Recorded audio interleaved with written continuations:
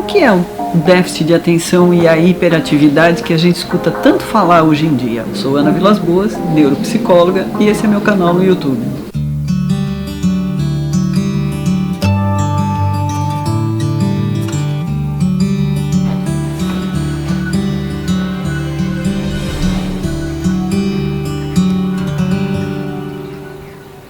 Vamos lá. A atenção, ela é extremamente necessária para que eu possa perceber, para que eu possa adquirir memórias, para que eu possa desenvolver um pensamento, um raciocínio e chegar a alguma conclusão. O déficit de atenção seria mais ou menos assim. Quando a gente vai num parque e a gente tem que observar, tem que sentir, tem que perceber, tem que entender o que está acontecendo nesse parque.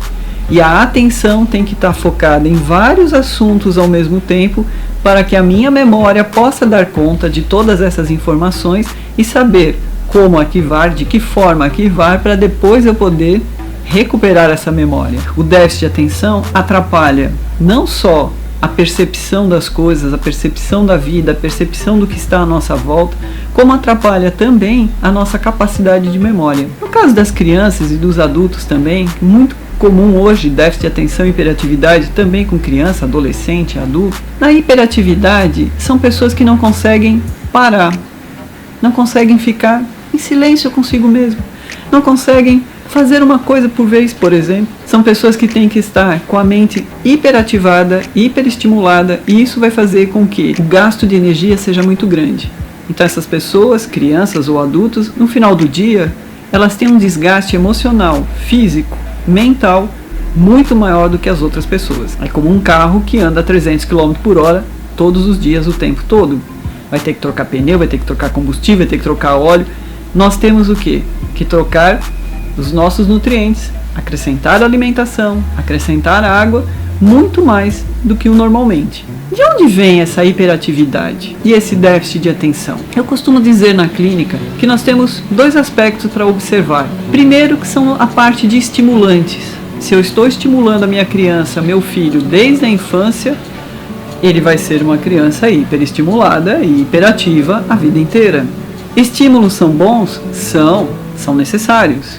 O problema é quando medir esse começo, medir esse meio, medir esse fim nesse estímulo.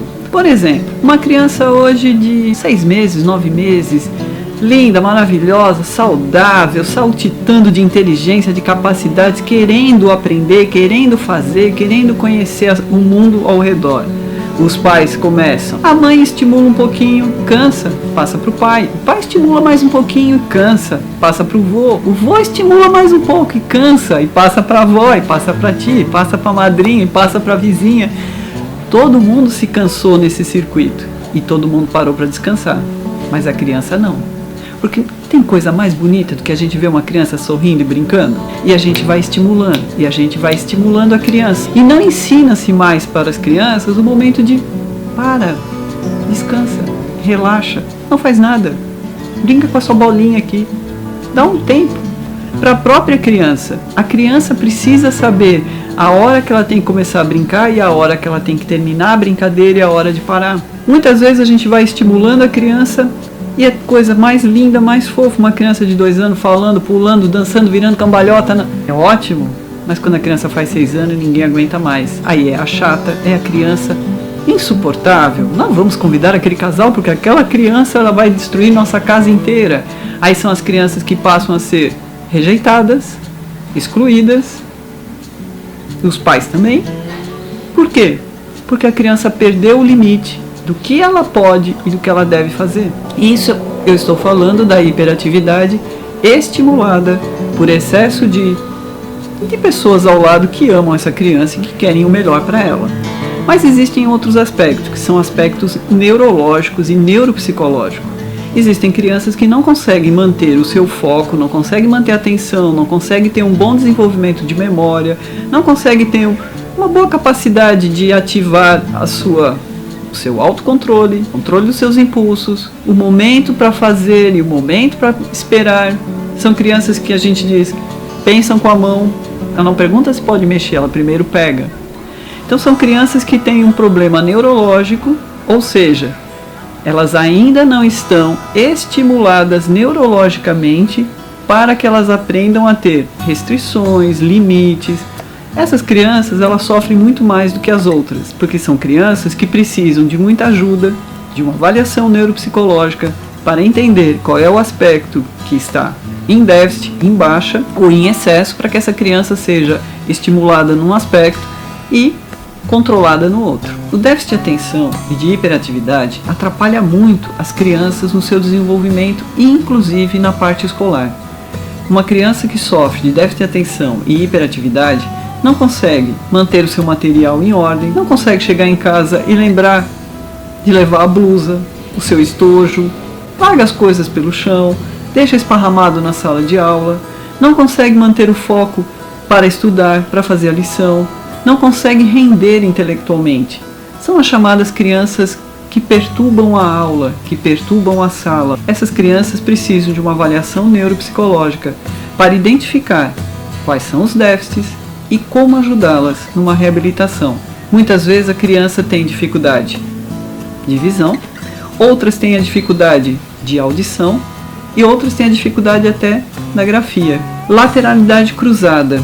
Os jogos de videogame utilizando as duas mãos forçam a criança a desenvolver os dois lados do cérebro e isso atrapalha na hora da alfabetização. A criança não sabe escrever para que lado ir, de que forma ir. Muitas crianças acabam tendo dificuldade para ler, entender a palavra, entender o som dessa palavra ou entender a área da matemática e entender os números. Isso é uma coisa que acaba atrapalhando o rendimento da criança. Ela não é burra. A criança tem um grau de inteligência muito grande. Mas se ela tem um distúrbio auditivo do tipo, ela escuta o que você está falando, mas não consegue processar essa palavra numa imagem e numa escrita, ela tem um distúrbio auditivo. É um distúrbio do processamento auditivo. E é difícil às vezes os pais entenderem, porque a criança escuta muito bem, mas ela tem dificuldade em transformar o som em palavra. Outro caso é na área da matemática. A criança não consegue entender quantidades, não consegue entender números. E isso é uma falha, não é do professor, não é dos pais, não é da criança. É uma dificuldade que precisa ser orientada. Se você gostou dessa pequena explicação, curta esse vídeo, se inscreva no meu canal, mande suas sugestões, ela é muito importante. Faça suas perguntas. A gente se vê em breve. Um forte abraço.